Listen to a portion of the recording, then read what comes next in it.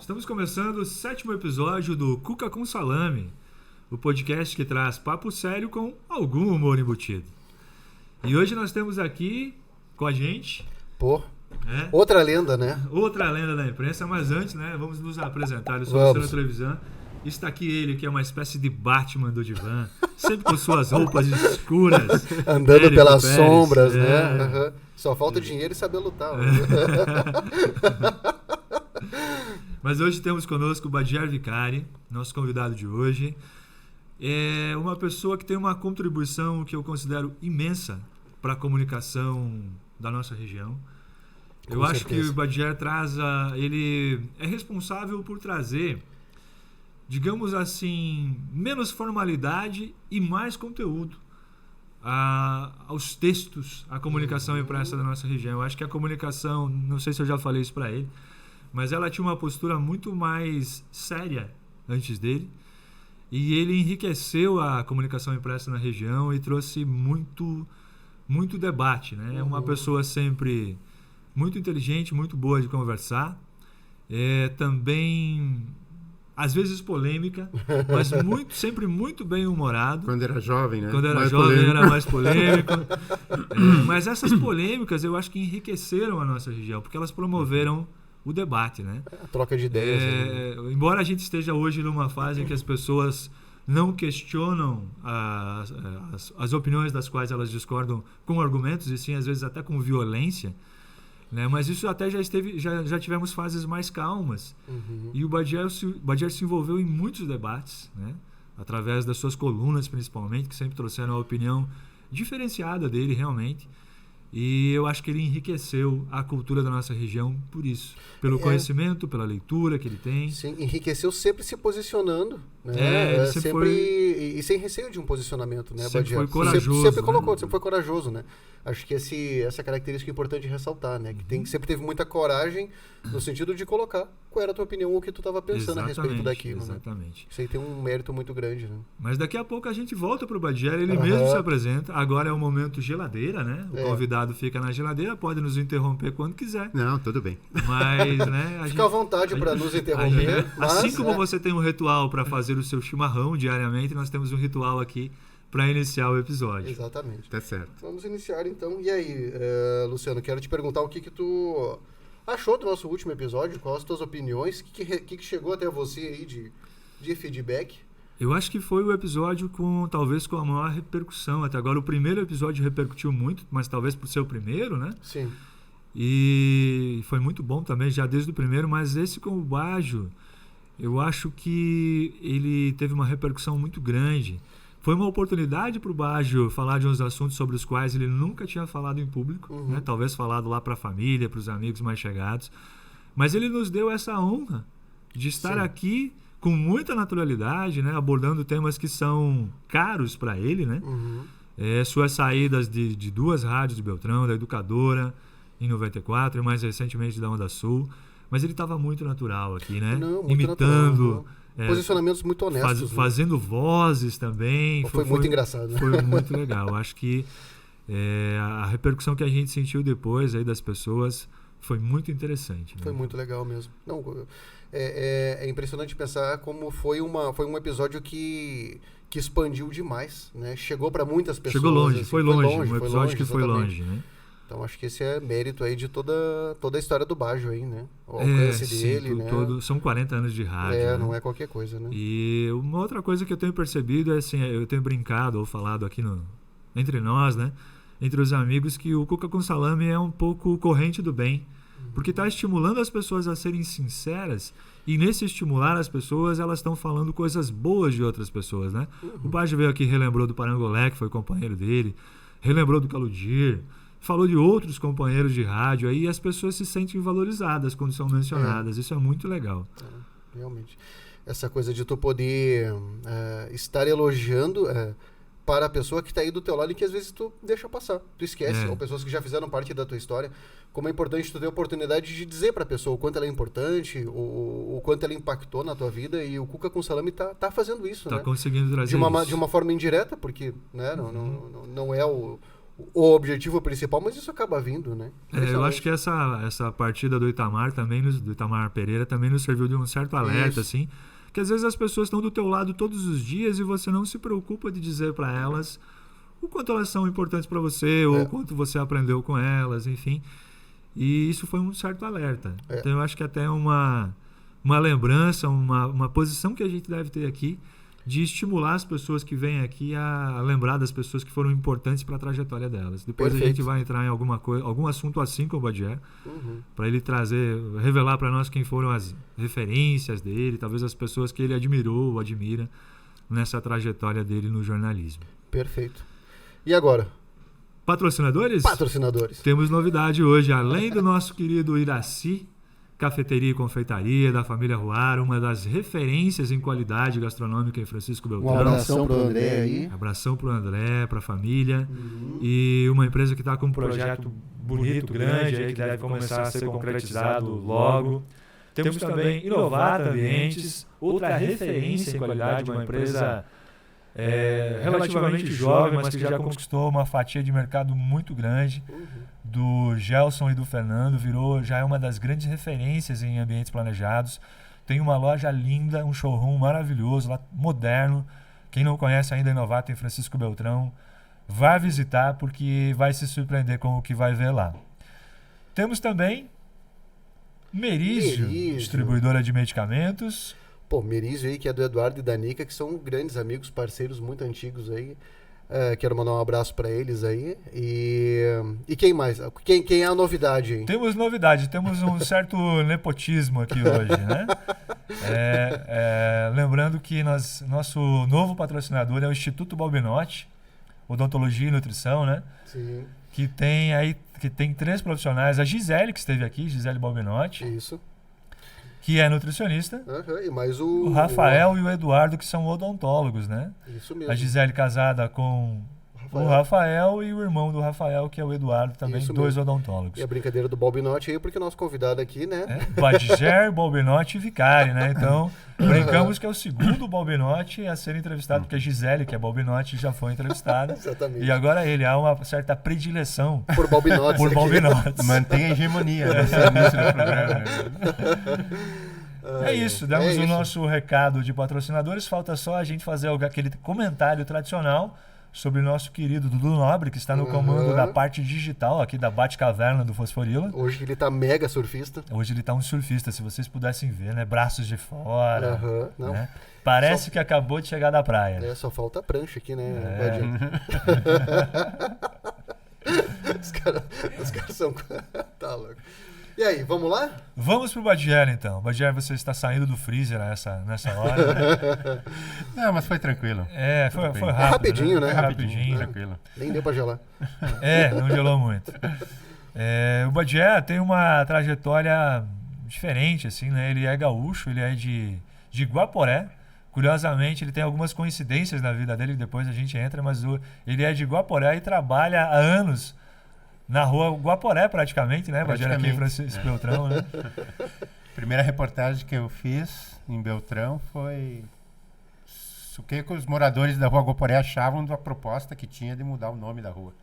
Olha só. Foi todo mundo contra. Tava na Câmara, parece que tinha um projetinho lá para mudar o nome. E daí foi a primeira que eu fiz em Francisco Beltrão, que eu comecei em 2 vizinhos, mas a primeira em Beltrão. Daí o Ivo me pautou, fui lá entrevistar os moradores e 100% contra. O Badier trabalha no Jornal de Beltrão, né? Começou a carreira dele no jornal ainda em 2 vizinhos, daqui a pouquinho ele conta mais sobre isso. Sim. E o Jornal de Beltrão aqui fica na esquina das ruas Mato Grosso e Guaporé. Que é Guaporé, cidade natal do Badier. E é uma homenagem aos guaporenses que vieram para Camilote, né? Trabalhar. Então moravam por aí e ficou Guaporé. Que legal. Curioso. Mas conta pra gente, Badier, você morou em Guaporé até os 18 anos de idade e depois, o que aconteceu na tua vida? Então, nasci em Guaporé e morei lá até os 18. Depois teve alistamento militar e eu fui classificado para servir no quartel em Bagé. não se explicava muito por que tão longe, né? Porque o meu pai também é de Guaporé e ele serviu em Bento Gonçalves, que é bem mais perto. Então, por algum motivo, né, gerações e gerações de guaporenses iam para Bagé. E eu fui um desses. Daí, o ano de 83 e 84, fiquei em Bagé, servindo no batalhão logístico. Era o mais facilzinho, assim, dizia que se tivesse uma guerra, o logístico ficaria atrás. Né? Não ia para... que tinha que cuidar da medicamento, comida, essas coisas, né? Sim. E o meu setor era comunicação, coincidentemente, né? Assim, porque daí a gente faz um testezinho lá de avaliação, lá e eles meio que classificam, né? Fulano vai para mecânica, o outro para saúde, o outro para comunicação, que era sargentiação, né? Que era a sala do sargento. E foi a tua primeira experiência com comunicação? E foi, porque daí tinha que bater a máquina, essas coisas, tinha os protocolos lá, as coisas. E era eu e um outro colega, eu acho que estava assim, ele já formado no segundo grau e eu faltava um ano. E os demais não tinham avançado tanto, né? Então, era fácil se destacar, vamos dizer assim, né? Nessa parte de escrever. Né? Então, eu fiquei trabalhando lá. E daí era um ano só para servir, mas eu resolvi ficar um pouco mais. Sim. Porque daí eu quis estudar, eu quis terminar o segundo grau lá, porque daí em 82, antes de eu ir em Guaporé, foi um ano de muita esbórnia, muita festa, muita bagunça. E daí os estudos ficaram de lado. Em quinto lugar, né? Aí o pessoal chegou e disse, você não tem condições de passar, né? Vamos te dar essa punição.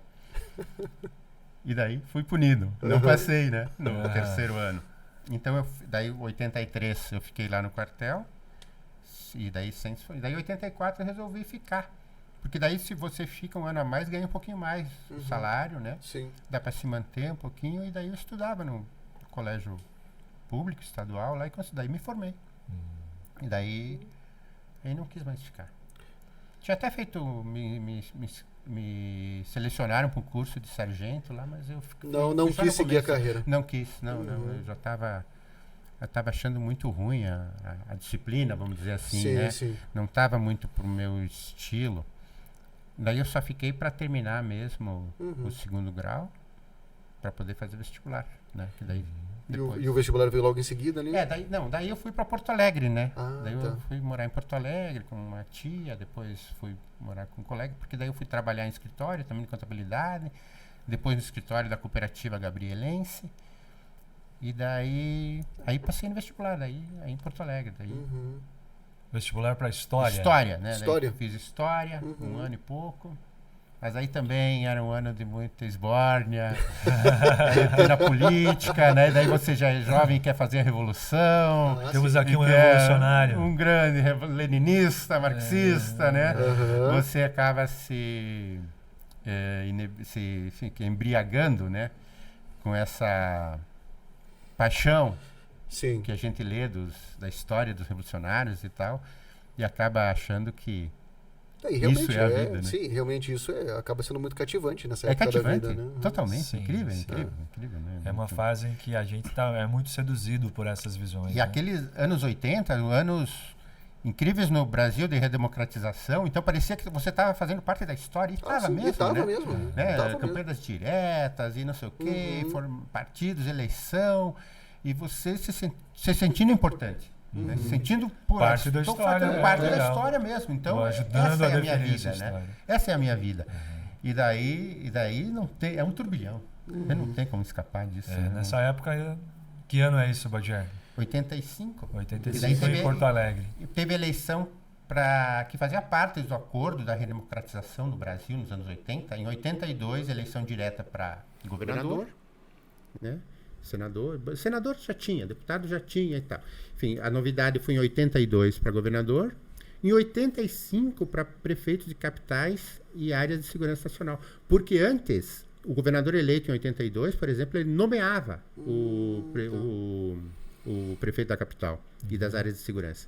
Então, dentro desse acordo da oposição com o governo militar que estava saindo, um acordo era a eleição direta para prefeito de capital e de áreas de segurança em 85. Então, os vereadores tinham sido eleitos em 82. Então, só teve eleição para prefeito. E daí no PT em Porto Alegre, foi uma campanha bonita, ficou em 3º lugar, o Raul Ponte, foi muito bom. Em 86 já tinha então governador e os deputados para a nova Assembleia Constituinte. Também uma coisa importante, ia mudar a Carta Magna do país e tal. E aí a última coisa que você faz, aí é estudar, né? Você quer fazer a revolução, né? Com certeza, pô, imagina. Aí... Isso é muito legal, né? De quando quando essas revoluções elas estão acontecendo, as grandes movimentações, assim, porque eu me lembro na época do impeachment do Collor, e eu lembro de eu aqui em Beltrão, assim, criança, e eu pintando o rosto de verde e amarelo e tudo mais. Mas você tinha 3 anos de idade nessa época. Teu pai te levava no bercinho, no carrinho, né? Eu, de fato, era muito pequeno, né? Em 92, 10 anos, tava com 10 anos. Aí, e aí, querendo participar, essas coisas, elas de fato, elas te captam demais. Né? Eu participei de uma dessas manifestações no Calçadão, né? E, de fato, na época você acha que você está participando de algo que você está ajudando, né? Hoje, quando eu olho para trás, eu até me sinto um pouco usado, né? Por essa situação aí, especificamente do Collor. Mas, enfim, na época você está vivendo isso e você acredita, né? Sim. E aí, Badiar, de Porto Alegre... Sim. E se filiou ao PT em Porto Alegre. Sim. E aí depois? Aí depois surgiu uma oportunidade de ir para São Paulo. Tinha uma empresa Cispro, acho que Cispro Informática, não sei, alguma coisa assim. E era de Canoas, da Grande Porto Alegre, e tinha uma filial em São Paulo. Daí um cara casado com uma prima minha trabalhava nessa Cispro de Canoas. Eu não trabalhei nela em Canoas, né? Daí ele me deu o cartão e fez um contato. Então, eu cheguei em São Paulo, fui morar, fiquei provisoriamente com um amigo de um amigo, que eu não conhecia, mas por telefone, já tinha acertado, enfim, e fui nessa Cispro. E daí o cara me aceitou lá para trabalhar de setor de ativo fixo, que é pôr aquelas plaquinhas nos móveis. E daí foi também outro momento bom. A Erundina ganhou em São Paulo também, no PT, né, em 88, isso. Nessa empresa também deu a chance da gente viajar, porque ela era contratada, uma grande empresa, por exemplo, eu não vou lembrar nenhum nome agora aqui, mas enfim, que se tinha filiais em outro lugar do país, a nossa equipe ia, 4 pessoas, 2 equipes, e a gente fazia o serviço nesses locais, né, de grandes empresas, o Catex, por exemplo, né? Sim. E daí foi isso, foi um ano também de muita viagem e tal, né? Uma oportunidade para conhecer o país. Para conhecer, Goiânia, Recife, Salvador. Viajou bastante.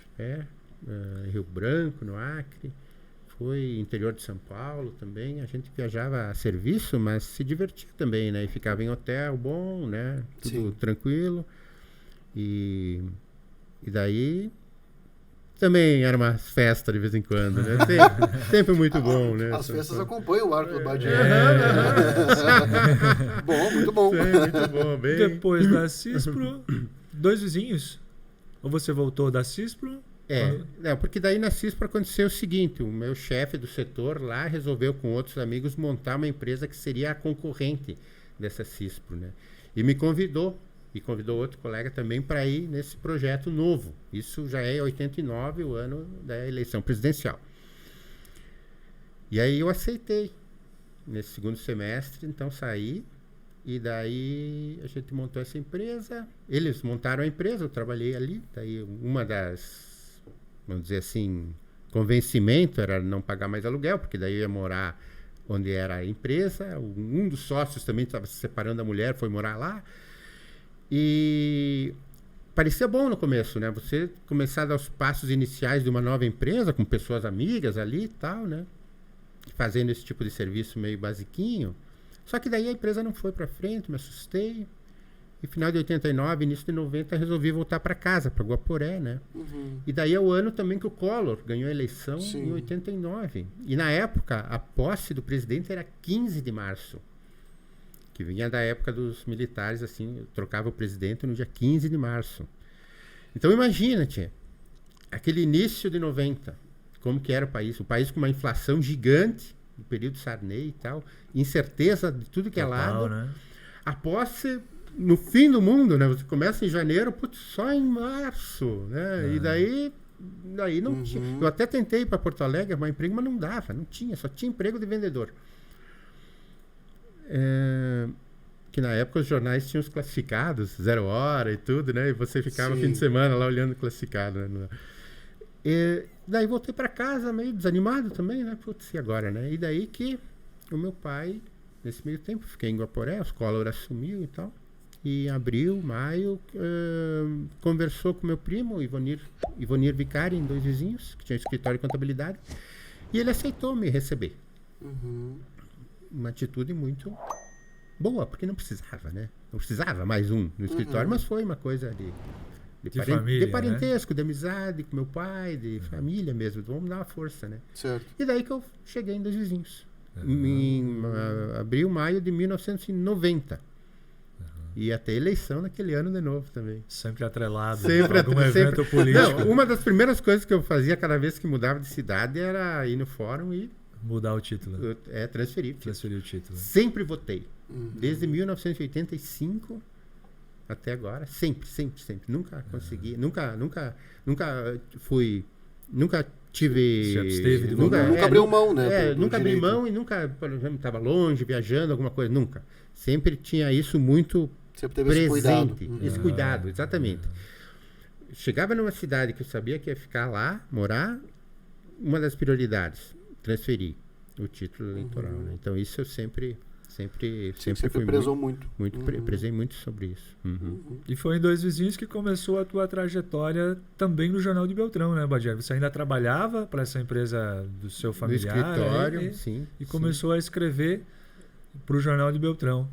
Como é que foi isso? Você achou o Jornal de Beltrão ou o Jornal de Beltrão achou você? Foi o jornal que me achou através de Eunice Brunheroto, que ela era a representante do jornal. Porque o Jornal de Beltrão estava com a proposta de ter o Jornal de Dois Vizinhos, né, que eram 4 páginas aí sobre Dois Vizinhos. E conseguiu levar adiante isso, anos, né? E daí eu não sei bem o motivo, né, que a Eunice me convidou para escrever, porque nesse meio tempo tinha o Erli também, do Jornal de Pato Branco, que estava querendo entrar em Dois Vizinhos, esse jornal. Também havia me convidado para escrever. Eu acho que alguém vai comentar, o cara lá. Alguém espalhou por lá que sempre você lendo o escrevia. jornal. O cara tá sempre com o jornal, e eu recebi a Folha de São Paulo, um dia depois, lá, eu ia pegar na rodoviária da assinatura, e talvez eu chamasse atenção, não sei, e daí me convidavam. Eu chegava sábado de tarde lá no escritório com a máquina, vou escrever o que é a política, né? E aí escrevia. Sim. E daí o pessoal começou a publicar. E esse nome estranho, isso aí, né? O sobrenome até em Dois Vizinhos, Vicari, até pelo meu primo lá, conhecido e tal, né? E daí foi indo. Daí a Eunice me convidou, daí o pessoal de Pato Branco já acho que não deu certo o projeto deles, e eu fiquei exclusivo colaborador do Jornal de Beltrão. Escrevendo no Jornal de Dois Vizinhos sobre, enfim, política, né? Por exemplo, teve o plebiscito em 92, eu acho, do parlamentarismo, presidencialismo. Então, esse é um assunto que eu lembro aqui. Sim. Enfim, foi assim que começou. E eu comecei, então, como colaborador, assim, até que surgiu o convite para ser o representante do jornal lá. Daí já é 93, né, que a representante não pôde mais trabalhar, ficou um tempo vago, e o Ivo, então, o Ivo do jornal, que eu já tinha conhecido, porque daí na época eu estudava Ciências Econômicas na Facibel, e tinha um ônibus que saía de Dois Vizinhos todo dia. Sim. E teve uma vez que eu já queria sair de Dois Vizinhos, e eu falei pro Ivo, eu liguei para ele não, porque depois do escritório eu trabalhei na loja também. O meu irmão, o meu primo montou uma livraria e eu trabalhei de balconista ali. Então eu liguei pro Ivo, né, e eu não estava gostando muito disso. Daí eu liguei pro Ivo e disse: me encontra na Facibel hoje à noite ou amanhã, quando você puder. Não, posso ir hoje e tal. Então o recreio é de 9, 9h15, vamos dizer. Aí o Ivo passou lá e eu falei, eu já era só colaborador. Eu disse: olha, eu não estou mais afim de morar em Dois Vizinhos, se tiver você conhece alguém aqui em Beltrão para trabalhar?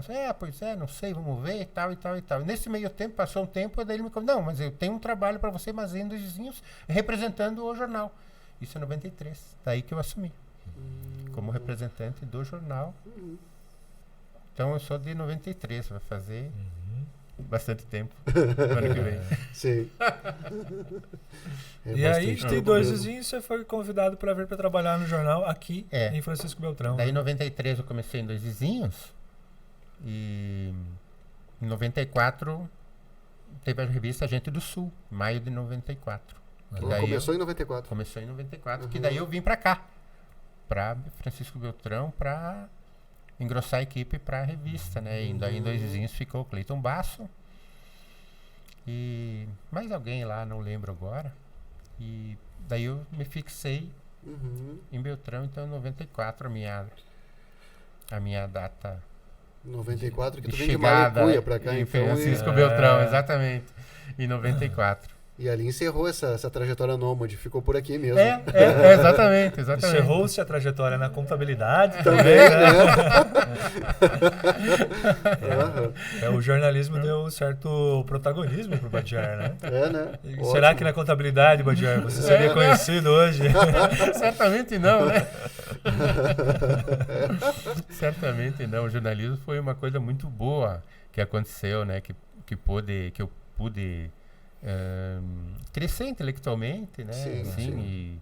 E me sentir bem importante, assim, né? Com essa atividade, né? Eu fiquei bem feliz. Ela valoriza, né?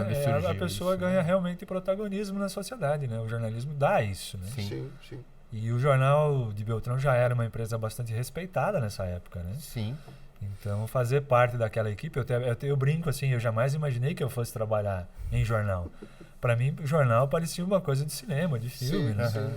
Então, para ter uma ideia de como era, talvez parecesse a mais, aliada à TV, a mais inacessível das plataformas de comunicação da época, né? Porque o mais comum, o que a gente acompanhava mais aqui era rádio. E o jornal trazia já uma outra atmosfera, assim, parecia que era uma coisa mais intelectualizada. Já. Sim. E, enfim, deu respeitabilidade para o Badiar, eu imagino, nessa época já, né? Já chegou fazendo parte, não era um jornal grande, mas era um jornal respeitado, estava no processo de construção ainda. Sim, acho que a ideia de formar a SA foi uma grande sacada, né? Que daí uniu mais a sociedade, né? E daí pôde também dar mais recursos para o jornal na época da revolução dos computadores e tal, né? Essa mudança foi a SA que permitiu isso, que significa também um comprometimento da comunidade com aquela proposta, né? Sim. E a proposta do jornal é muito bonita, muito boa, né? De estar presente na vida da cidade, do município, da região e testemunhando esse crescimento, o que está acontecendo, né? Isso é bem legal. E a gente vê muito, a gente conversa muito com o Luciano sobre isso também, comparar com outros jornais do interior que são lamentáveis, né? Para dizer o mínimo, né? E o Jornal de Beltrão tem uma história de uma dignidade e um protagonismo de orgulho, né? De orgulho, sim, é um dos poucos jornais, eu acho, do interior que tem uma história tão bonita, né? Sim. Acho que ele já começou bem porque ele não começou sendo de uma pessoa, que é o mais normal, né? Mais normal. É o mais tradicional. O jornal já começou com 7 fundadores. Então você já tinha muita diversidade na fundação do jornal, inclusive política. Né? Você já tinha aí pessoas de esquerda, de direita, gremista, torcedor do Inter. Isso já trouxe uma atmosfera de imparcialidade, de diversidade para o jornal desde a fundação. Isso que eu acho que esse é um dos grandes diferenciais, né? Sim. Aliado a isso, você tinha também a experiência que o pessoal já tinha, né? Na comunicação. Também foi um grande diferencial, né? Já tinham participado de outros jornais que deram certo e que deram errado, né? Então isso tudo conta para você formar uma empresa de sucesso e com certeza nós podemos dizer que o Jornal de Beltrão é uma empresa de sucesso pelo que já fez, pelo que está fazendo e pela trajetória que realmente, como o Badiar disse, é muito bonita. Sim. E tendo nesse grupo assim jornalistas de verdade formados, né? Sim. O Ivo, o Baixo, essa turma aí, e outros também da área e que tem esse interesse jornalístico também, né? Não como outros que é o interesse contábil, Contábil. A gente não vai entrar nem muito em bastidores, mas isso é muito visível, né? Quando a gente participa de eventos de classe, vamos chamar assim. A diferença que há na postura do Jornal de Beltrão em relação a outros colegas. Veículos colegas, às vezes. Sim. Mas enfim, vamos pegar um rumo mais particular agora.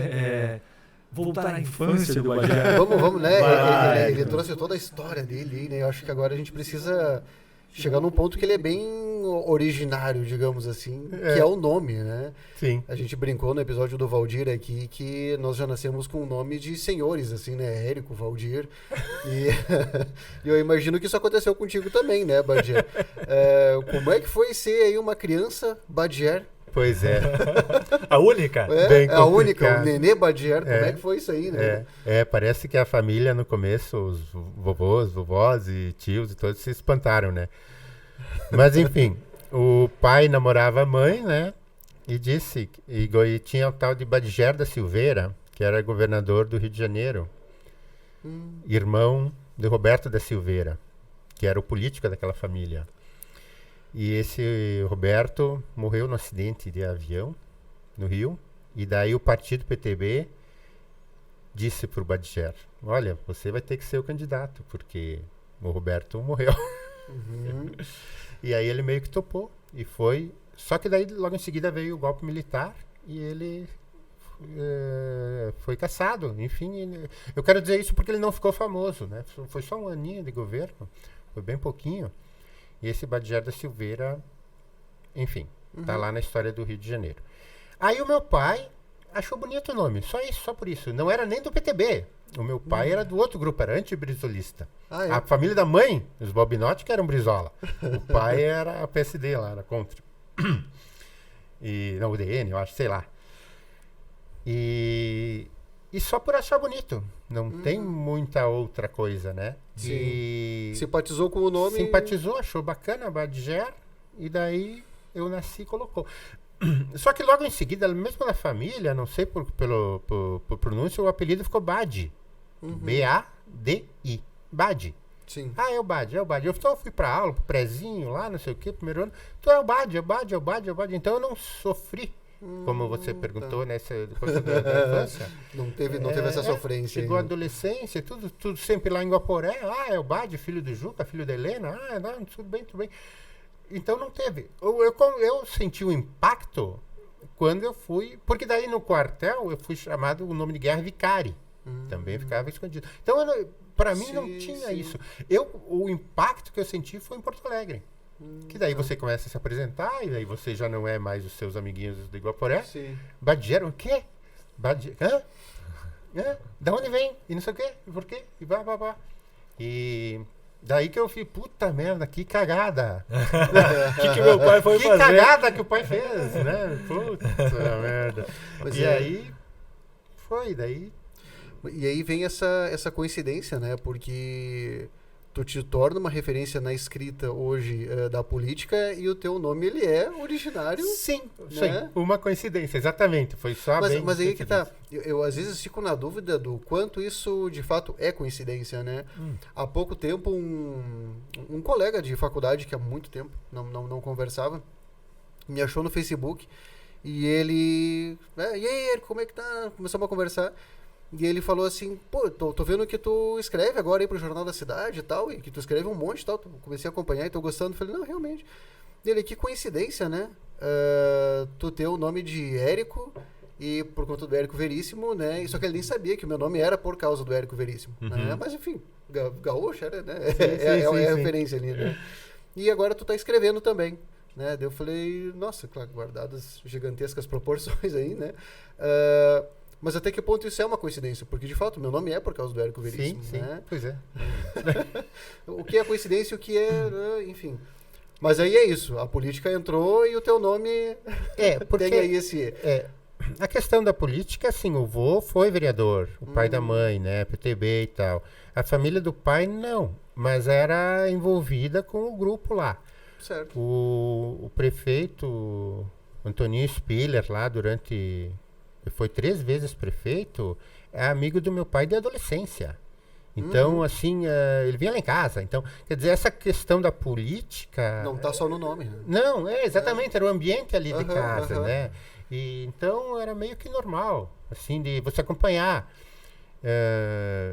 E o pai era da Arena, PDS, não sei o quê. A mãe já era mais PTB, MDB, não sei o quê. Mas, assim, mais faziam piada do que... discutir, não tinha porquê, né? Mesmo quando eles namoraram, as famílias contaram, mas não tinha, era só mais piada mesmo. Sim. Você não vai... Ficava meio que de Romeu e Julieta, mas era só aquela piadinha. Não, imagina, né? Já não era mais tão assim, né? Então eu acabei me interessando, assim, Sim. quando um jovenzinho futebol, depois política e aí foi indo, né? Mas então foi de Badi pra Badá, porque hoje Badá, aqui ficou Badá. Aqui no jornal, acho que a gente usa mais Badá. Badá, E daí na época de Porto Alegre, depois nas empresas, em São Paulo, você fala Bá, só B-A, Bá. Então, porque falar Badiger é complicado, né? Pra traduzir um gaúcho fica bom Bá, né? Bá. Fica bem Bá. cabível. Fica Bá. bem cabível. Que chá é esse que tu toma aí, Bá? Chimarrão. E eu encontrei o Badiger, filho do Badiger que inspirou meu nome, pelo Facebook, né? Olha só. Até brinquei com ele. Um dia eu vou ter que ir aí, acho que tá no Rio de Janeiro, ou Niterói, não sei. Vou ter que ir aí te visitar e vamos bater uma foto, que vai ser única. Os dois Badigeres. Os dois que existem no mundo na mesma foto. Na mesma foto os dois, né? Cara, se isso acontecer, né? Sempre coisa... Acho que é válido, dá pra né? fazer um projeto, né? De pensar, olha, acho que é válido. Vou fazer isso um dia aí, só passar um fim de... sei lá, passar uns dias lá e bater essa foto com o cara, né? Tá, e ele te contou a origem do nome? Sim, ele contou, porque daí o pai dele, o vô, sim, da onde veio o nome do pai dele foi de uma história em quadrinho, uma história que o vô tinha lido e que tinha esse nome desse personagem. Que Badiger significa texugo em inglês, eu acho que é badge, os Badgers. Tem time lá, não sei o quê. Eu imagino que é uma historinha que tinha aí o texuguinho lá, e o cara leu, achou bonito, a esposa grávida, nasceu, botou. E o cara botou o nome do filho de Badiger também, então, que é esse cara que eu conheci, né? O pai dele é Badiger, que foi o governador, ele e eu. 3 no Brasil. Na história da humanidade tem 3. Muito bom. 4 com o super-herói. Com o personagem da ficção. Nem sei se é um super-herói, né? Vamos dizer, né? Vamos torcer que sim. Os do bem. Já que começamos com essa linha Batman hoje, né? Exatamente, né? Estamos seguindo uma pegada meio nerd. Vamos seguir a linha. Badiger, a leitura sempre foi muito presente na tua vida, né? O teu pai, Juca Vicari, escreveu durante muitos anos para o Tribuna da Serra, que é o jornal lá de Guaporé. Ainda existe, sim. E a tua mãe, a Helena Balbinotti, né? Originalmente Balbinotti, tem uma história muito curiosa aí que ela se correspondia com um dos maiores poetas do Brasil, né? Que é o Carlos Drummond de Andrade. Como que é isso, Badiger? Exatamente. Você conta dessa história de correspondência? Essa história deu até um filme, né? O Último Poema, que depois a gente pode falar. Assim, a mãe era estudante lá, o coleginho gostava de poesias e tal, e uma professora fez um comentário sobre os poetas, não sei o quê, e meio que não deu muita importância para o Drummond. E tinha uma revista, uma outra professora, não sei, que tinha o endereço, eu acho, da editora do Drummond. E a minha mãe resolveu escrever. Tipo assim, vamos dizer, a professora não disse que o senhor não é tão bom, mas eu acho o senhor muito bom. Vamos dizer, né? Que fosse assim, né? E mandou. E o cara respondeu. Olha só. A mãe é estudante, ainda é solteira. E o cara respondeu. Mandou um cartãozinho lá. Putz, né? Drummond? Mandou, né?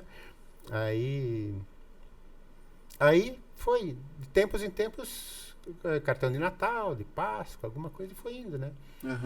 E daí, a mãe casou com o pai, daí deu uma coincidência incrível. Eu nasci no dia 31 de outubro, que é o aniversário do Drummond também. Nossa. Meu nome podia ser Carlos, né? Né? Não é tão legal, mas pelo menos não é Badier. Carlos Badier, né? Carlos Vicari. É Carlos Badier. E daí essa história foi indo. Mas é muita coincidência aí, né? Muito. Pois é. Isso, Já anotamos duas. Trabalhar do lado da rua Guaporé, nascer no mesmo dia, fazer aniversário no mesmo dia do que o Drummond de Andrade, que era com o qual a mãe dele se correspondia. Né? sim. Exatamente. Incrível isso. E daí as correspondências foram prosseguindo 25 anos, né? Sim. E teve um repórter do Jornal Pioneiro de Caxias que descobriu isso também, daí entrevistou a mãe, não sei o quê. E saiu no Pioneiro, acho que alguma coisinha na Zero Hora. E o outro repórter leu isso na revista Piauí e foi lá entrevistar a mãe também para contar essa história. E da revista Piauí, a Mirella, que trabalha no cinema em Porto Alegre, resolveu, vamos fazer um filme, uma espécie de documentário disso aí, que virou O Último Poema, filme de 2015, lançado. 2015, né? Recente. É recente, sim. A mãe velhinha, já assim, e daí saiu o documentário. E onde que tal, está né? disponível, Badier, pra gente assistir? Olha, na época foi em cinema só em Porto Alegre, né? E depois a mãe tinha uns 10, 12 DVDs lá, mas tu tem eu tenho um DVD. Opa, então... Sim, posso emprestar, sim. Não, ótimo. Eu só não sei se existe aparelho DVD hoje em dia ainda. ainda. Eu falei assim, eu quero emprestar, mas eu fiquei pensando como que eu vou fazer. Se precipitou. Eu me adiantei. Mas o jeito se dá, né? Pô, lembra na época que tinha... que teve a transição do DVD e tudo que é lugar tinha os lugares que passavam o DVD para digital, né? Quer dizer, digital, enfim, mas para te poder ter no computador, né? O VHS pro DVD e depois o DVD pro... né? Olha só. Tu vê, vivemos uma revolução também exatamente. nessa nossa geração aí, nessa... a gente pegou muita coisa. Né? Muita coisa, né? Foi bem... Pela velocidade aí da tecnologia, a gente pegou muita coisa. Né? Bastante coisa. E daí... Saiu o filme. Era isso, acho que a gente estava falando, né? Isso, dessa história. Exatamente. Pô, imagina que privilégio para tua mãe poder participar de um documentário desses. Muito feliz, muito feliz. Sim. Foi uma coisa assim. Acho que desde a primeira entrevista da descoberta, que saiu além Guaporé. Porque em Guaporé é cidade pequena, todo mundo se conhece e tal. A mãe ia, em alguma data em homenagem ao Drummond no rádio, declamar poesia, não sei o quê. Então, para o universo guaporense, era uma coisa normal. Né? Quando extrapolou, que eu acho que a coisa começou a andar, foi o Jornal Pioneiro, Zero Hora, a revista Piauí, filme. Né? Então... Que história legal. Foi uma história muito legal, né? Assim, bem... E a mãe tem tudo do Drummond, né? Bom, imagina, né? Todos os livros, prateleira, tem tudo. É quase um museu do Drummond. As cartas guardadas na pasta. Nossa, tem tudo. Quase um museu. E aí teu pai devia reclamar assim, pô, Helena, não tem nem foto de casamento aqui, só foto do Drummond. Pô, eu aqui. Não tem foto das crianças, não tem foto das crianças, nada, só Drummond por aí. Mas, Badier, você viveu num lar muito literário, né? Como é que foi isso? Foi natural para você se dedicar à leitura ou havia até uma certa cobrança? Badier, você tem que ler, você tem que ler isso, tem que ler aquilo. Como é que foi isso na infância? Eu acho que em algum momento a mãe forçou um pouco e não foi bom, sabe?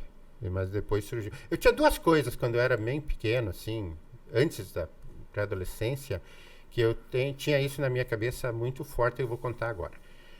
Uma, eu gostava de jogar bola no campinho, e eu pensava assim, que bom que eu sou menino, que eu sou piá, que pode jogar bola, que eu adoro. E eu não sou menina, porque se eu fosse menina, eu não ia jogar. Né? Então, que bom que eu sou piá. E a outra coisa, eu pensava, ler é coisa de mulher, porque a mãe lia. Então, na minha visão de pequenininho, a mãe com o livro. O pai não. O pai jamais participava por exemplo, ele era um dos organizadores do campeonato de futsal, futebol de salão, na época se chamava, de Guaporé. Todo ano tinha. O pai era um dos caras que organizava, fazia a tabela, não sei o quê. E eu acompanhava, dirigente, da FIFA. E eu acompanhava o pai. Era reuniãozinha, eu assistindo o jogo, o pai marcava lá que fazia o gol, não sei o quê, e eu ali. Sim. Então, isso é o homem, né? Futebol, não sei o quê. Aquela coisa de ler, mas isso pequenininho, assim, sabe? Sim. Era coisa de mulher. E de alguma forma era assim que a coisa era transmitida lá atrás. Era transmitida. Aí, acho que deve ter tido algum momento que a mãe queria insistir com o livro, mas aí não. Mas aí foi o natural. Então, respondendo assim, foi meio que o natural. E o primeiro livro que eu li do início, eu tentei Os Três Mosqueteiros, não consegui avançar. Aqueles que tinha que ler de escola, de ficha de leitura, lá a gente sempre dava um jeito de, né? Guarani, essa porcaria aí. Né? Não sei se até hoje tem, mas isso é a anti-leitura, eu acho. Acho que até expandiu um pouco, mas ainda tem muito essa coisa de que, a gurizada nova ali tendo que ler esses clássicos. Não é a época para ler, né? Não. E daí, a Abril Cultural lançou uma coleção, grandes romances, grandes não sei o quê, e o primeiro era O Dia do Chacal. Daí eu já gostei do nome, Frederico Forsyth, O Dia do Chacal. E aí, eu acho que eu comprei com o meu dinheiro. E resolvi, meio que acho que devia ter 15, 16 anos. Certo? Se eu lembrar das casas, eu estou lembrando. Eu acho que é mais ou menos por aí que teve mudança de casa nessa época. E eu meio que não falei para ninguém, comecei a ler meio traumatizado com Os Três Mosqueteiros, que eu não conseguia avançar. Então, meio sozinho, né? E daí, gostei. E daí li. Eu rompi essa barreira. E daí os outros, eu acho que entrou Luiz Fernando Veríssimo, que daí ele escrevia as crônicas dele, livro e tal. Daí eu acho que ali que a coisa começou a andar. Eu acho muito legal isso de quando tem o chacal no nome, né? E daí isso de alguma forma, né? Na minha época era o Escaravelho do Diabo, né? Daquela coleção Vagalume, assim. Pô, Escaravelho do Diabo, vamos ver isso aí. Mas esses nomes chamam a atenção, né? Um dos livros que eu li, hoje não sei se eu lesse novamente eu ia gostar tanto, foi um livro que o Badiar me emprestou que se chama O Selvagem da Motocicleta. Lembra? E assim, pelo nome você imagina uma história completamente diferente. E eu acho o livro, mas eu gostei do livro pela maneira, é uma mulher que escreve. Mas ela escreve de uma maneira muito objetiva, assim, sem ficar descrevendo cenários, páginas de cenário, não sei o que. Mal os personagens você sabe como são. Sim. Mas a história é boa. Mas o que me chamou a atenção era o nome. Né? Porque era um filme, né? Porque esse livro virou filme. Eu sempre quis assistir o filme, mas eu era muito pequeno. Nunca consegui assistir, passava a tarde, que é O Selvagem da Motocicleta. E o Gil Badiar me aparece com o livro. Que é um livro pequeno, fino, mas é uma delícia de ler. E aí depois até eu consegui achar o filme, assistir e tal, mas aí você já se decepciona, né? O filme nunca é tão bom quanto o livro, né? Porque é a visão do diretor, não é a visão que você construiu sobre o livro, né? Se tu pega o livro e depois o filme, é muito comum de se decepcionar. O inverso não, né? O inverso tu vê o filme, depois tu vai pro livro, o livro tende a expandir.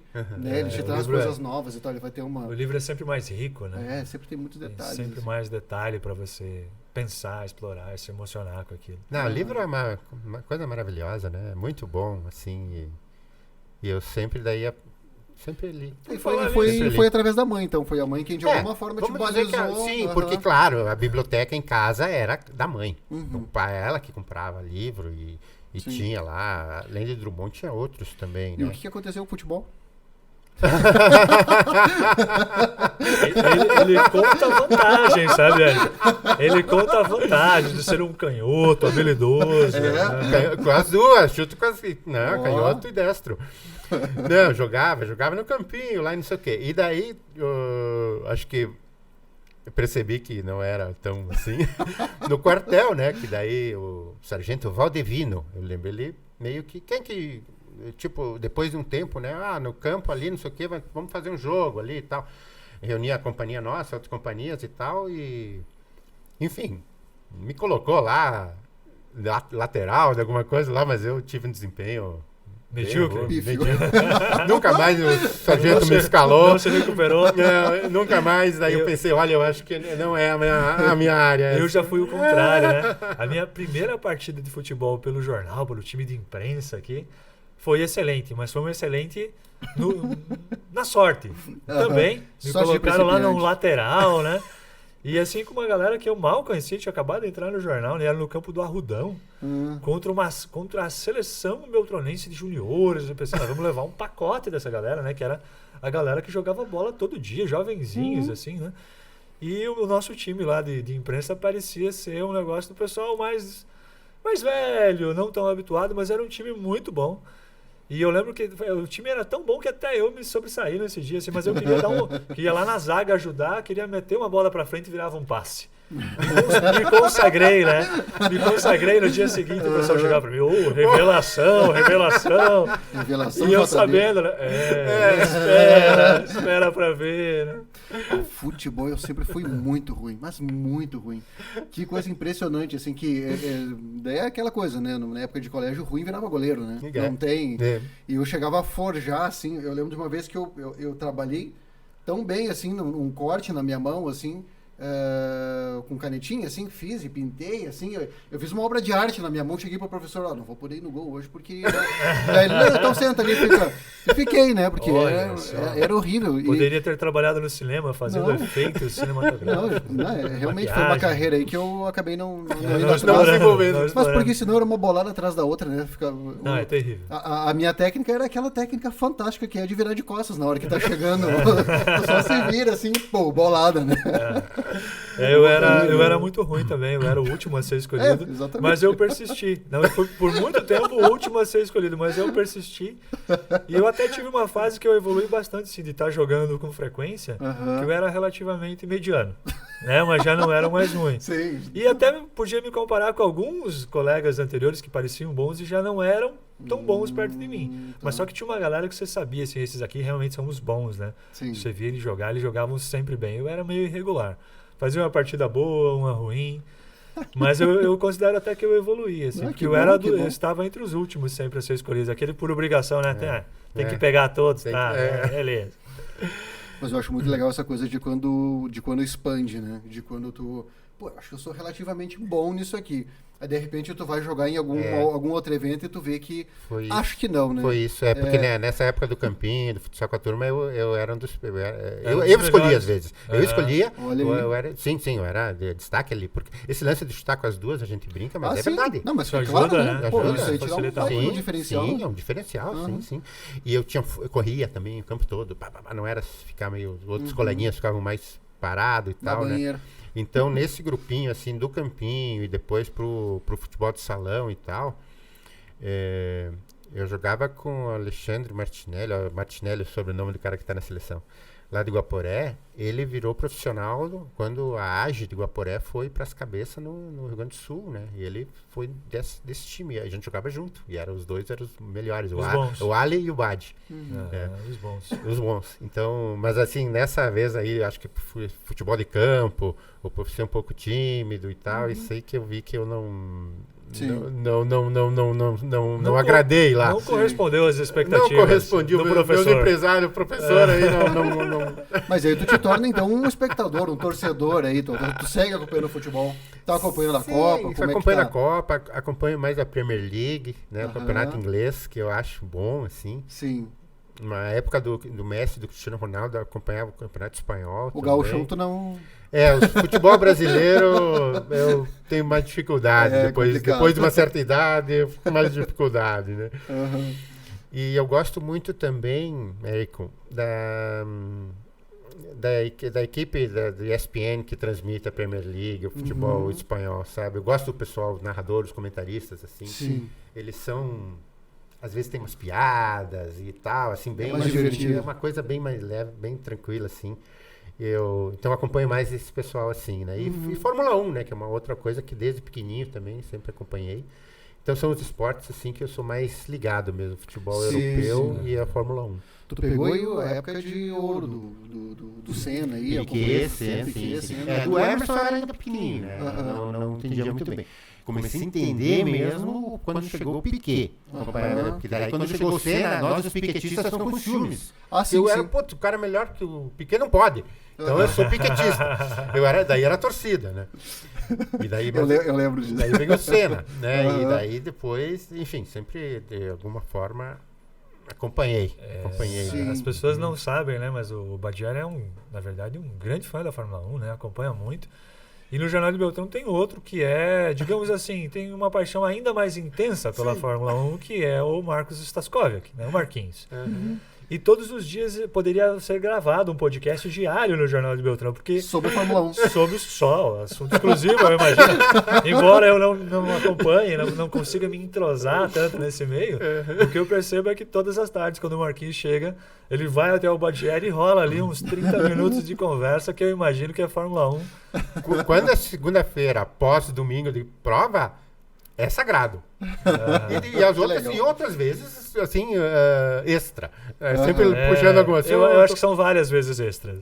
Não, porque o Marquinhos gosta bastante de Fórmula 1.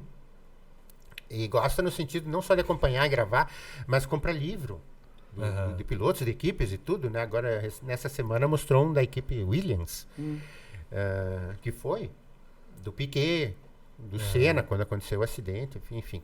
É um cara assim, gosta, acompanha, mas também se aprofunda no assunto. Eu diria que ele é um estudioso da Fórmula 1, né? Mesmo, ele é estudioso. Isso é verdade. Ele tem muitos dados, muita informação mesmo. O Marquinhos é realmente um estudioso da Fórmula 1. Ele que escreve sobre cinema também no jornal, né? Também Pipoca e Guaraná, né? Uma coluna que ele você sai muito bem nessa comanda, parte do cinema também, comanda e compartilha, né? Porque ele também abre espaço para outras pessoas escreverem sobre cinema.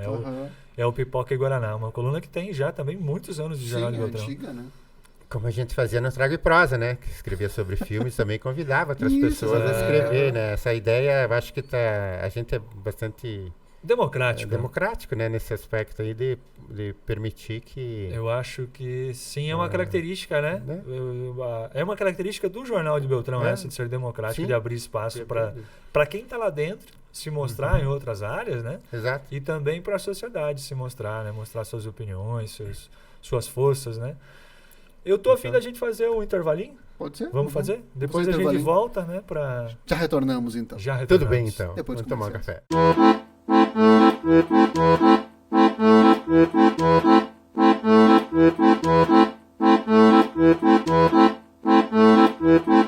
Então voltamos.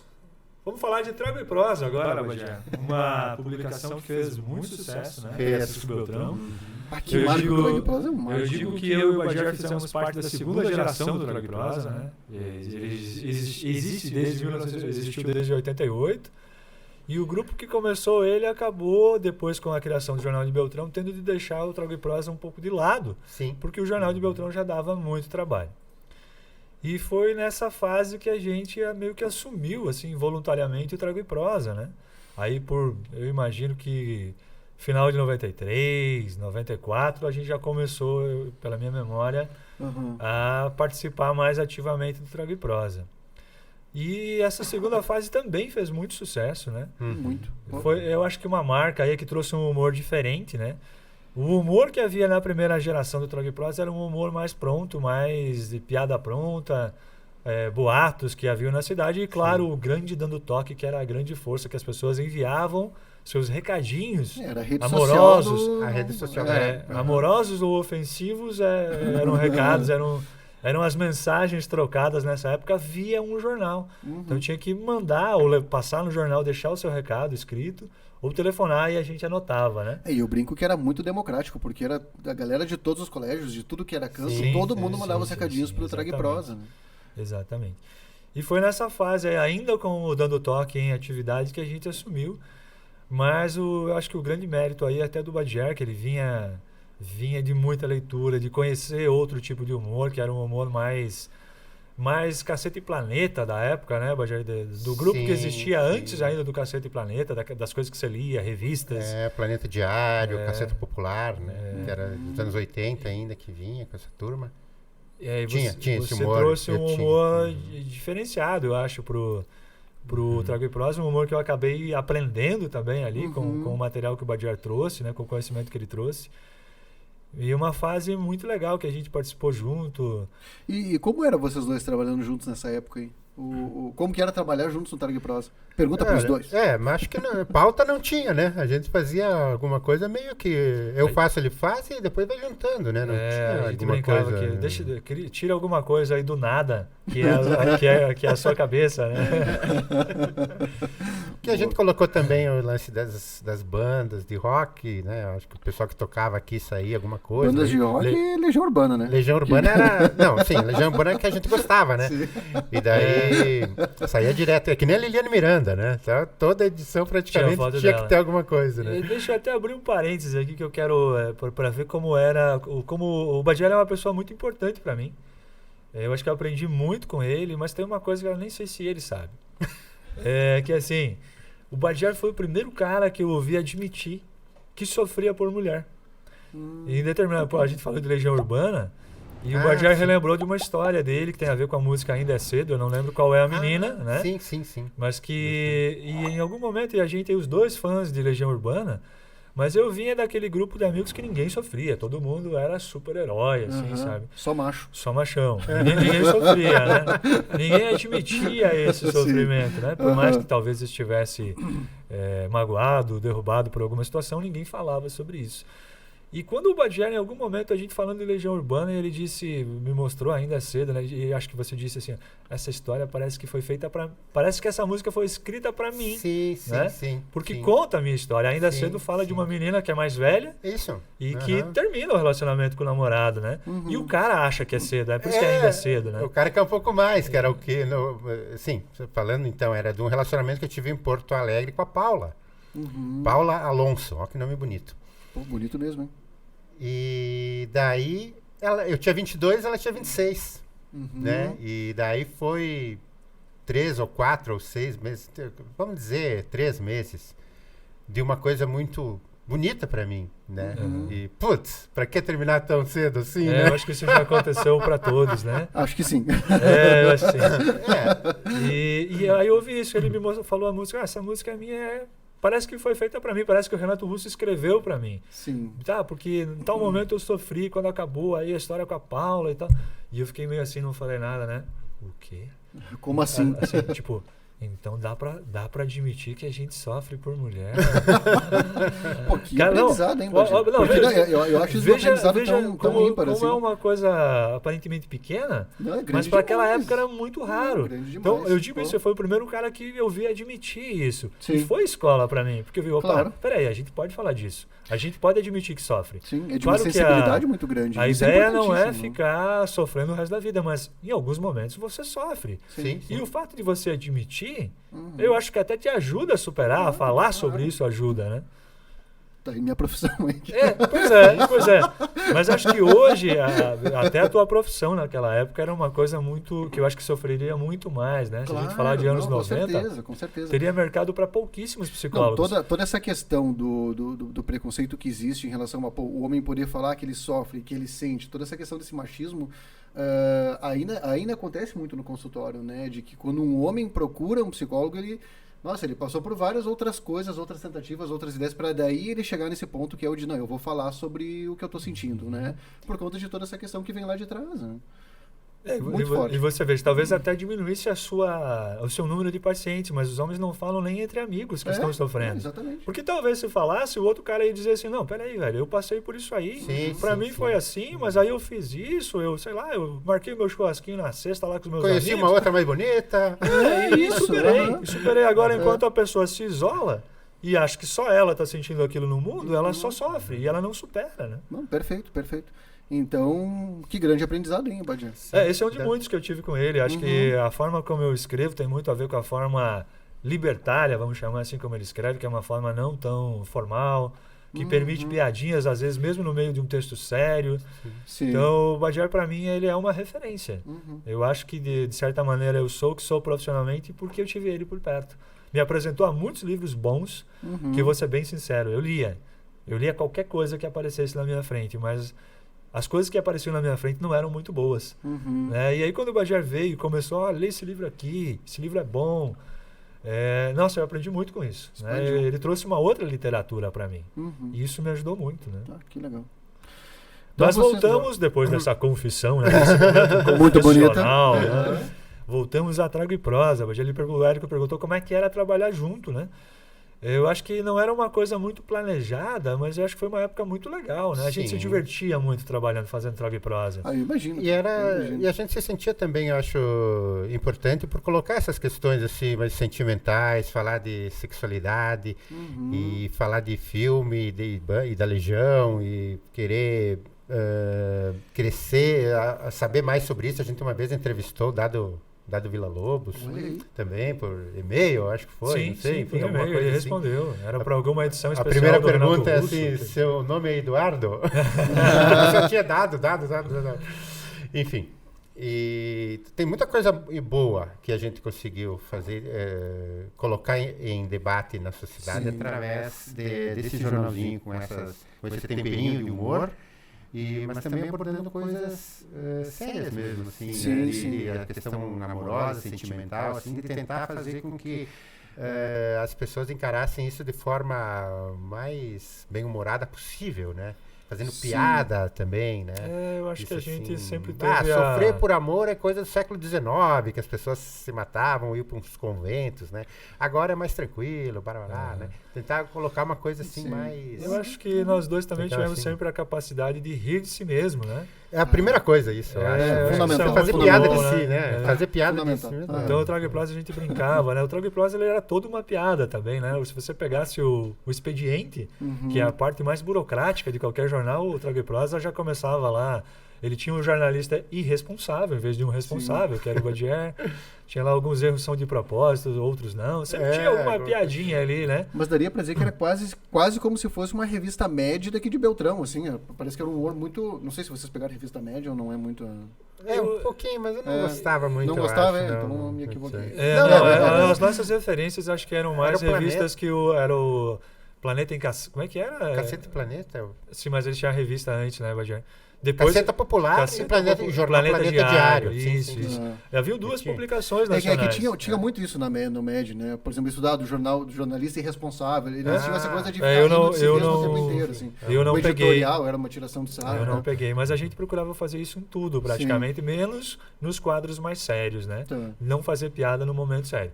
Mas de resto, o Trago e Prosa era uma piada total, né? E a gente se divertia muito encontrando essas piadas para fazer. Sim. Né? Acho que trazia também, chegou essa fase acho que a gente trazia muito dos relacionamentos, das amizades de fora também, para contar essas histórias no Trago e Prosa. Então foi aí que inclusive que a gente ficou amigo, né? Sim. E essa amizade foi muito explorada no Trago e Prosa, inclusive, né? A nossa, com o Valdir, com aquela turminha que havia. Sim. E o Baggier também, eu lembro, ele trazia coisas do grupo dele na Facibel, na época, né? Sim. Isso lá nos primórdios, mesmo quando você começou no Trago e Prosa, eu lembro que já tinha algum texto que mencionava algum personagem Facibel, né? Dos jogos, não sei o que, fez algumas crônicas meio engraçadinhas e tal, né? E por que vocês acham que o Trago e Prosa foi indo, assim, foi saindo de cena? O que será que aconteceu? Pra mim tem um episódio uma fase da vida que exigiu isso de mim, porque era muito bom fazer o Trago e Prosa. Ele era desgastante, porque a gente não tinha, isso não era feito no horário de expediente. Então a gente já tinha o trabalho do jornal para fazer e a gente se dedicava muito a isso. A gente gostava tanto que às vezes trabalhava no final de semana, trabalhava à noite, às vezes saía do jornal 2 horas da manhã. Mesmo, então. Às vezes saía do jornal 2 horas da manhã mesmo para fechar, para tentar produzir esse jornal. Então até ficou difícil para a gente conseguir manter a periodicidade dele, que era para ser quinzenal. Então às vezes era quinzenal, às vezes era a cada 20 dias, às vezes a cada 25 dias, né? Mas era bem irresponsável. Mas era por conta dessa não ser uma função oficial. A gente fazia de forma voluntária. Certo. Só que aí eu comecei, em 2003, a fazer faculdade em Dois Vizinhos. E aí tinha toda aquela rotina de 1 hora de ônibus para ir, mais a faculdade, mais os trabalhos, mais 1 hora de ônibus para voltar. Então aí, para mim, não tinha como conciliar mais as duas coisas. Porque o tempo que eu teria para trabalhar o Trago e Prosa, eu tinha que fazer as coisas da faculdade e viver isso, né? Foi um tempo bem puxado mesmo. E aí o Badiar sozinho também ia ficar difícil, até acho que a gente meio que parou. Até houve uma certa tentativa de continuidade depois com o Adolfo, mas eu acho que ela também não foi muito longe, Stella, Cristiane, tentaram fazer alguma coisa, mas não deu, né? Mas o principal do Trago era o Luciano, né? Ele era, eu acho que o ponto de gravidade, assim, né? O centro de gravidade da publicação desse novo estilo. E ele, né, dando essa recuada para questões mais de estudar e tal, né? Eu também não tenho essa característica de ser um centroavante, né? Um cara de chamar para si a responsabilidade e tal. Eu participo, mas eu nunca sou o principal. E daí, então, aí a gente foi... Junto com isso, também a própria mudança a evolução da tecnologia, a modernidade do século. Exatamente. Todo mundo já com celular, com outras brincadeirinhas, e não sei o que, recadinho já não tinha mais graça. Quando surgiu a internet, né? Um dos grandes charmes do Trago e Prosa era o dando toque. E quando as pessoas passaram a ter essa possibilidade de enviar diretamente para as outras pessoas o seu recado, a sua mensagem, que foi antes do celular ainda, foi com o chat de conversa, foi com o e-mail. Já começou a esvaziar o dando toque, né? Então já começou essa parte aqui não é mais necessária. E era um grande charme, que fazia as pessoas procurarem o jornal, né? E também essa parte que a gente já comentou em outro momento, que é o de eu apareci no Trago e Prosa, né? Então saiu a minha foto, ou a menina do Trago e Prosa, ou eu escrevi alguma coisa para o Trago e Prosa, enfim. Isso também perde força conforme vem Fotolog, conforme vem outras coisas da internet que te dão essa possibilidade de ter um controle, né? Cada um passa a ter a sua como é que chama no jornal a parte social? Ali a sua página social. Cada um tem a sua. Cada um tem a sua, exatamente. Isso ajuda, também tem a ver isso. Sim, né? E outra coisa, eu acho que a gente também foi envelhecendo, né? O Trago e Prosa, isso é sério. Isso é sério e doloroso. Tem esse pequeno detalhe aí, né? E havia aquela proposta de ser um jornal para jovens, né? E à medida que você vai entrando em outras áreas, e faculdade, e não sei o quê, você vai perdendo, inclusive, a proximidade. A tua idade vai passando, você tem que escolher, né, prioridades. A minha prioridade é dar conta disso. E a gente também foi se afastando desses grupos de mais jovens, de pessoas mais jovens que faziam parte da nossa roda de amigos também. Então já não havia tanto o que retratar. Porque a gente, muito do que era publicado lá era baseado em fatos reais, que a gente dava aquela enfeitada, jogava humor em cima disso, né? E a gente foi se distanciando disso, de gincana, né? Sim. De muitos fatos que já não, a nossa idade já não comportava muito. E a geração que estava chegando já tinha essas outras prioridades, né? Essas outras coisas. E tudo isso, né? A gincana foi perdendo força também. Tem várias coisas que também foram saindo de cena e que... né? Houve a fase, tudo teve a sua fase, né? E que foi uma fase muito legal. Então hoje a gente vê, assim, pessoas às vezes nos encontram e falam, por que vocês não voltam com o Trago e Prosa? É impossível. Né? A gente não tem o pique, o humor que você fazia lá não tem mais mercado, hoje daria cadeia, né? Hoje acabaria com o jornal, porque era um seria complicado. Hoje totalmente politicamente incorreto, né? Dentro da realidade que a gente tem hoje. Então não é viável, acho que passou aquela fase. E umas novas fases vêm, né? O próprio podcast aqui é uma nova fase. É uma maneira de talvez fazer... Tem um pouquinho de humor aqui, mas ele é um humor mais responsável, eu diria. Né? Mais adequado à nossa idade. Também. E a época, né? Pais, né? Cidadãos responsáveis. Cidadãos responsáveis. Exatamente. Imortais. Quem é pai é imortal, né? Essa frase eu li no romance, no Paulo Nogueira. Né, o personagem diz, né, assim, que ele está indo pro hospital, que a mulher vai ter o filho e tal, e estou prestes a me tornar imortal. Que quem é pai, já que a vida está seguindo, né? Nesse sentido. Né? Não, exatamente. Vocês são imortais. Eu sou mortal. Tem tempo, né, Baixinho? Tem tempo, né? Bom, isso, tá no e-mail. Vamos ser otimistas. Vamos ser otimistas. O Abílio Diniz, né? Pai, já com 70 e pouco. Não, tamo ali, tamo no jogo. Badiar, você como jornalista sempre emitiu muitas opiniões e uma coisa que eu sempre respeitei e você acha admirável é a capacidade de, às vezes, de rever essas opiniões. O tempo passa, mais fatos surgem e por muitas vezes eu vi você se corrigindo.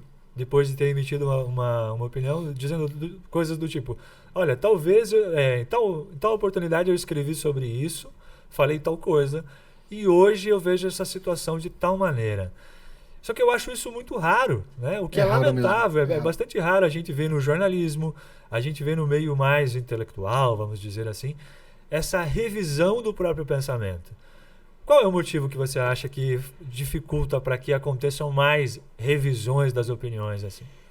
Eu acho que o jornalismo ele carrega uma arrogância muito ruim, né, desproporcional a todo o jornalismo nacional e tal.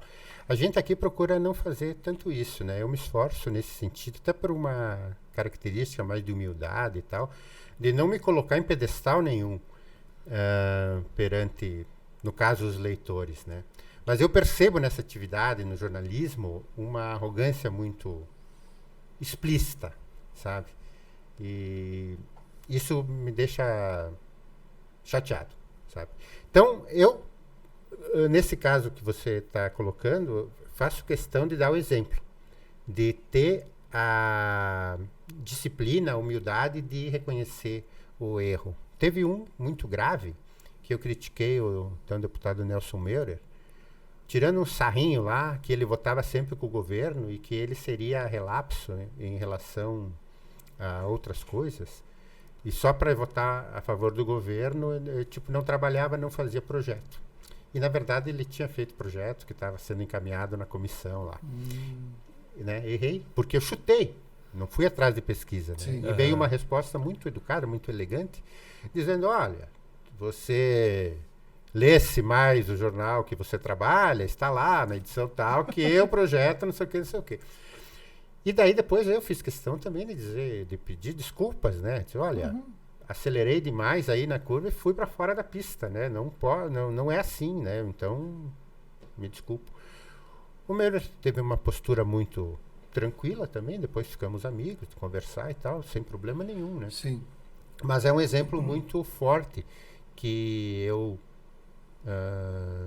coloco como um erro e que eu fiz questão de, num espaço bem amplo, me desculpar, né? Talvez aconteceram outros também, né? Por isso, ao longo da carreira de escrever, a gente acaba mudando de opinião mesmo, né? Sim. Como a gente colocou no começo, de jovem de esquerda, achando que está fazendo a história. Depois você vai lendo mais, você vai ponderando mais, você vê que os seus heróis não são mais aqueles grandes como você imaginava, vai conhecendo as pessoas, né? De perto ninguém é normal, como diz a poesia, né? E a gente começa a avaliar que não tem um dono da verdade, que é bom ponderar, é bom ser mais equilibrado, né? Sim. E isso aconteceu comigo na visão de mundo política, né? Muito fortemente. Pois Né? é. E eu eu tenho a chance de poder escrever isso e me expor nisso, que serve como uma terapia, vamos dizer assim, uma expiação, uma coisa assim de... Eu não me escondo, né? Eu estou mudando, então, né? Então, isso aconteceu do ponto de vista político, né? Pois é, o Badiar foi filiado ao PT nos anos 80 e 80 e 90, né? Até 2000. E, enfim, e também pelas suas opiniões no Jornal de Beltrão durante pelo menos umas 2 décadas, ficava um tanto evidente que ele era uma pessoa com uma visão mais à esquerda. Sim. Sim. Mais recentemente, de alguns anos para cá, ele adotou uma postura mais à direita. Ainda assim, eu vejo com grande sobriedade, né? Sempre distinguindo que não há perfeição em lado algum, né? Que esses heróis que muitas pessoas idolatram por aí têm seus problemas. Com certeza. Né? E por conta disso, eu já recebi comentários assim, de amigos do Badiar, meio que na brincadeira, de que não perdoam ele. Né? Mas, Badiar, quando e o que te fez mudar de lado nessa guerra polarizada que a gente vive? Né? Como? Né? Como assim um soldado nosso vai para o outro? Vai para as fileiras. Virou a casaca aí. Virou a casaca aí. Eu acho que muito no primeiro governo Lula, e lendo principalmente Reinaldo Azevedo, Demetrio Magnoli, e no início, acho que o Rodrigo Constantino estava começando e tal.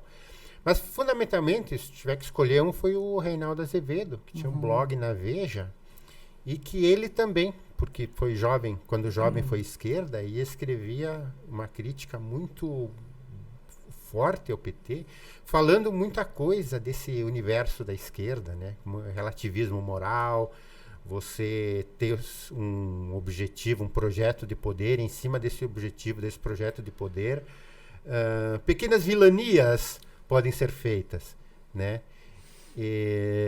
E daí eu li aquilo e disse, putz, é isso mesmo. É isso que eu estou acostumado a conviver no meu universo de esquerda, esse relativismo moral, né? Não existe na esquerda um compromisso absoluto com o Pacto Republicano Federativo da Democracia. Quando o Francisco V. Ford, que foi durante muito tempo secretário-geral do PT nacional e um dos fundadores, intelectual, e ele escreveu nos anos 90 Qual Democracia e Por que Democracia, 2 livrinhos, e depois ele saiu do PT, foi ser secretário de Cultura do Fernando Henrique Cardoso. Ele escreveu isso, ele questionou isso, só que na época a gente lia, eu não entendia, ou não tinha dimensão da coisa, e ele colocava exatamente isso. Será que a esquerda está comprometida com a democracia, com esses valores? Ou é mesmo o projeto de poder está acima e a democracia passa a ser só um momento para se chegar ao nirvana, né? Então, e isso o Reinaldo Azevedo colocava de forma muito incisiva. E eu comecei a mudar, a ter coragem. Então foi ali, foi nessa primeira metadezinha da primeira década do século, e depois a coisa foi andando, daí eu fui me aprofundando mais nessa leitura, até que surgiu Tudo que você precisa saber para não ser um idiota, do Olavo de Carvalho, que foi organizado pelo Felipe Moura Brasil, que é também um cara muito bom, jornalista de primeira grandeza, Felipe. E esse livro do Olavo também tem ele é muito bom, tem 600 páginas, e uma compilação, uma síntese de vários artigos dele. E também tem muita verdade lá. Putz, olha que eu aqui, olha eu me vendo aqui, defendendo aquilo que ele criticava, porque é aquilo lá, como eu falo do relativismo moral, de ter um pouco apreço com a democracia republicana, né? Sempre tem entre os estrategistas de esquerda alguma malandragem a mais. Não que a direita não tenha, que a direita tem um histórico no Brasil muito maior, que é o patrimonialismo, que significa o quê? O cara dominar a sua comunidade e dominar também a prefeitura, a delegacia, não sei o que, enfim, fazer do poder privado se estende para o poder público. Né? Então isso vem também, isso já tem livro, tem uma crítica muito forte dessa tradição brasileira do patrimonialismo, né? De que os ricos, que são os carros-chefes da economia local, também dominam o Estado brasileiro. Nesse aspecto, o surgimento da esquerda, do PT, é importante para tentar contrabalançar e tudo, né? Mas eu acho que o veneno que está na esquerda, ele é mais nocivo do que o do outro lado, né? Não é tão organizado, né? Mas, como a gente disse, né? Ninguém é herói impunemente, sim. Então... É interessante pensar, né, Bajara, nessa questão como tu falou, daquilo que vem com o tempo, né? De que muita coisa da esquerda está sempre muito atrelada a uma jovialidade, e que conforme os anos vão passando, isso de fato acontece muito. Me fez lembrar de quando eu estava na faculdade, e no começo da faculdade eu sempre gostei muito de música e sempre gostei muito de punk rock. Então, psicologia social eu sempre fazia muito atrelado ao movimento punk, sempre, né? Trazia essa coisa do punk, do anarquista e tal, e aí eu me recordo de eu estar apresentando um trabalho sobre isso, e um colega me pergunta assim: Érico, tu sabe dizer por que não existe anarquista velho? Né? E aquilo me pegou, assim, eu fiquei, não sei dizer. E aí eu quero jogar pra ti, Bajer. Por que não existe anarquista velho? É o calor da juventude, né, que termina ali no... Não, mas tem aqueles, colocando no campo da esquerda, os caras, os dinossauros que vão ficando, né? Exatamente. Que... Não é uma pergunta. Mas a grande maioria... Eu, no meu caso, assim, é mais por estar sempre aberto à leitura. Sim. E isso permitiu. né? Expandi, né? Mas muitos dos meus colegas de juventude do PT de Porto Alegre, agora com essa história do WhatsApp, assim, eu descobri um tempo atrás, tem um grupo daquela faculdade de História lá, os FAPeanos, que era da FAPA, Faculdade Porto Alegrense, os FAPeanos lá, e todos petistas, psolistas, toda esquerda. Né? Então, a gente brinca com isso, a gente brinca, né? Mas tem os fiéis. Sim, né? tem, claro que tem. Os religiosos. Eu percebo muito isso, que as pessoas têm muita dificuldade de mudar de opinião, né? De evoluir. Sim. E elas se prendem nisso, né? Foi o que a gente estava falando antes, elas se amarram nisso, porque eu imagino que parece para elas uma derrota admitir que pensam de uma forma que não tem mais significado. E as pessoas têm dificuldade para admitir que são derrotadas às vezes. Não, e aí e aí entra por que existe uma dificuldade de mudar a opinião dentro da questão midiática, né? Porque essa pessoa que ela assumiu esse lugar de protagonismo e ela está ali nesse lugar de importância, parece que ela vai perder esse lugar se ela admitir que mudou de ideia, né? Exatamente. E isso é muito complicado. Então. E eu acho que isso é uma coisa interessante de um jornalista que tu cita aí, do Reinaldo Azevedo, porque eu acho que ele é sempre muito sóbrio, né? Ele, dependendo do que está acontecendo, ele vai se posicionando, ele vai indo, ele, né? Sim. Ele não é, eu não vejo ele como aquele cara que, digamos assim, dependendo do que tá, ele mergulha de cabeça e não, né? É uma impressão que eu tenho, pelo menos. Sim. O Reinaldo Azevedo, assim, ele defende o establishment, vamos dizer assim, né? Então, quem tenta, tipo, se o Sérgio Moro quer romper um pouco com isso, ele já não gosta. O bolsonarismo quer romper um pouco com isso, ele já não gosta. Né? O PT abusava muito quando estava no poder, ele já não gostava também. Sim. Então, ele tem esse princípio, assim, de defesa da ordem estabelecida do mundo democrático brasileiro, né? Sim. Então, de valorizar quem já está aí, né? E quem vem de fora tem uma certa resistência, né? Mas em cima disso, ele lê bastante, estuda bastante, é um cara que tem uma cultura gigantesca, né? Então é sempre bom ler o Reinaldo Azevedo, né? Falando nisso, Badiar, quem é que você recomenda para quem nos acompanha aqui quais seriam os livros ou quais seriam os autores que você recomenda para quem quer entender mais de política, não quer só defender o seu lado, né? Porque as pessoas, às vezes, elas querem ver, eu vejo muito isso, as pessoas querem ver noticiário que só fala do seu lado político, elas não querem nem ver o outro espectro, né? Mas, enfim, para quem quer entender de política, entender o cenário que está acontecendo no Brasil, quem você recomenda? Olha,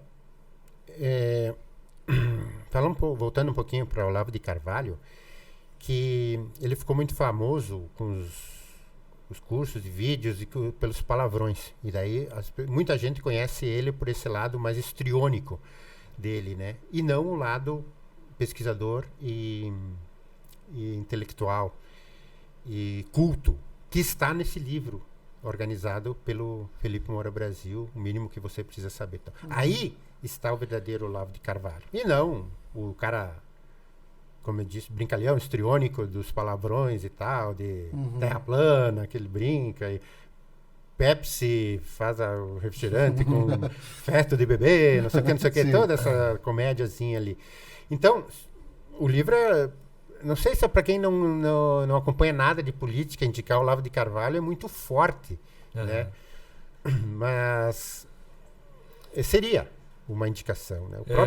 O próprio Reinaldo Azevedo também tem livro Hot Veil Amoroso, que são colunas dele da Folha de São Paulo, tem o País dos Petralhas também, que é muito bom, e que dá um panorama, porque eles têm uma crítica assim, à ordem estabelecida, mas também vem muita informação junto, muita coisa interessante, boa, né? O Rodrigo Constantino também, assim, ele virou agora muito parcial, mas até então ele tem livros bons, assim, sobre privatização, sobre a questão do tamanho do Estado brasileiro, como que isso que coloca no debate, é muito bom também, né? Então, é difícil indicar é difícil também sobre em que nível as pessoas estão e como que elas querem chegar, né? Sim. Mas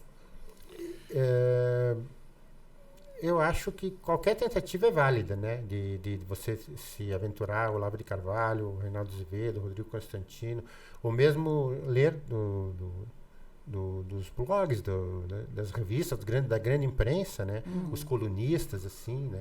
Eu acho que é sempre bom, né? Você ter essa humildade de querer aprender lendo esse pessoal mais estabelecido, vamos dizer assim, né? Claro. Ótimo. E aí? Bom dia da Cuca? Bom dia da Cuca, né? Chegamos nela? Chegamos nela. Vamos lá então, Badiara. Nós costumamos encerrar então aqui o nosso episódio perguntando pro convidado. Eu vi que tu ficou olhando pra Cuca ali daqui a pouco, Badiara. Tá. Estamos aqui fazendo da fome, né? Também. Não, mas claro que dá fome, né? Daqui a pouquinho ela... Daqui a pouquinho será destrinchada. A Com Cuca certeza, o da salame Iraci também. Confeitaria será atacada. Deglutida com sucesso.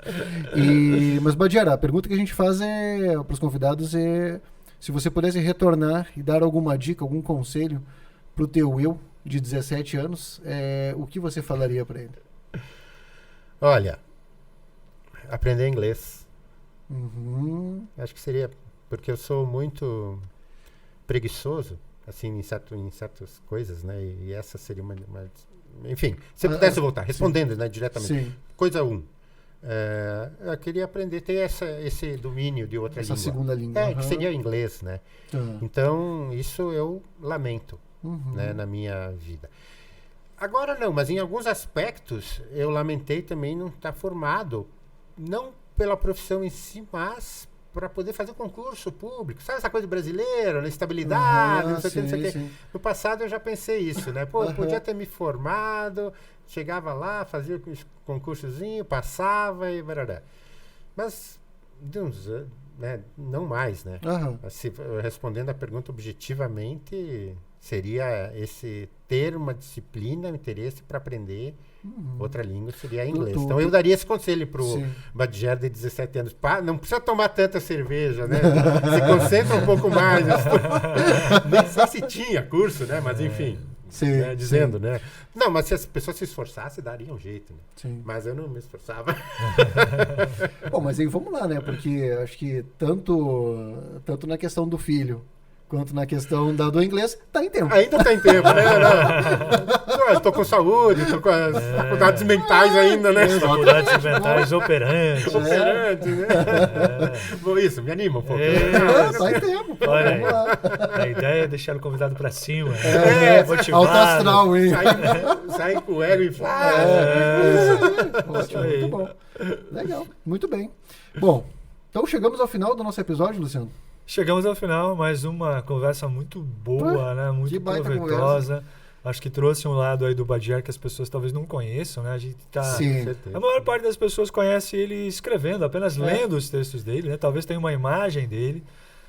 Talvez nem conheça esse lado dele, que ele é engraçado, bem-humorado. Uma das pessoas mais educadas que eu conheço, mais gentis. Uma pessoa que eu nunca vi falar mal de ninguém. Acho que é um comportamento muito legal que ele tem. E uma das pessoas que eu mais admiro e fico bem feliz de ter aqui. Também gostei de participar. Muito obrigado. E jogo número 7? Número 7. CR7. Estou torcendo pro Cristiano Ronaldo na Copa, para bater os recordes aí dele. Eu sou muito fã dele. Então, legal, muito bom, muito obrigado. E qual é o teu palpite pro jogo da Argentina hoje? Eu acho que a Argentina vai ganhar. Sim. Assim, de um modo geral, eu torço para os melhores para que lá na frente tenhamos grandes jogos. Então, essa é meu... Né, eu quero ver os... É tipo quando tem a Liga dos Campeões também, né? Sim. Eu fico torcendo para as semifinais, final, ser os times... Porque de vez em quando aparece um meio zebrão ali, né? Então, eu torço para os melhores. Para ter o prazer de assistir um grande jogo ali na frente. Eu tenho uma pegada muito eu gostava de torcer pra Pangaré, assim, sabe? Eu tenho uma coisa muito forte nesse sentido, assim, que quando eu vi o Japão virar pra cima da Alemanha, eu pensei, cara, olha isso, não sei o quê. E o meu irmão do lado tinha feito uma apostinha ali na Alemanha, tava indignado, né? Meu Deus do céu, cara, como pode isso, né? Mas legal, que privilégio ter o Badiara aí, que conversa única, muito legal. Gostei muito também. Pô, bom demais. Agradecimentos aos patrocinadores? Vamos finalizar com os patrocinadores, vamos lá. Iraci, confeitaria e cafeteria. Baita cafeteria. Uma das melhores, com certeza, que nós temos. Inovata Ambientes Planejados. Isso aí. Quem mais, Dudu? Merígio, distribuidora de medicamentos. E o nosso mais novo patrocinador aí. Exatamente, Instituto Balbinotti. Legal. Odontologia e Nutrição. Isso aí. Então, acho que era isso. Ficamos por aí, né, Badir? Ficamos por aí. Ficamos por aí. Sucesso. Ótimo. Sucesso. Muito obrigado, Badir. Sucesso. Muito obrigado.